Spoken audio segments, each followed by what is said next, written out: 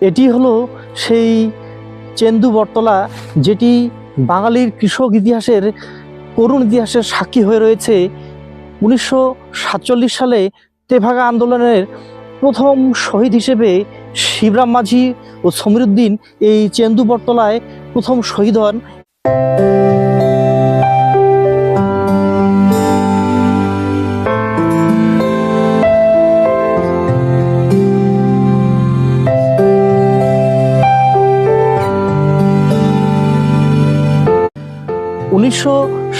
সালে বাংলা তথা এশিয়ার ইতিহাস বিখ্যাত তেভাগা আন্দোলনের এই স্মৃতিস্তম্ভ, যেই স্মৃতিস্তম্ভটি মূলত প্রথম শহীদ শিবরাম মাঝি এবং সমীর উদ্দিনের স্মৃতির উদ্দেশ্যে এই স্মৃতিস্তম্ভটি নির্মাণ করা হয়েছে।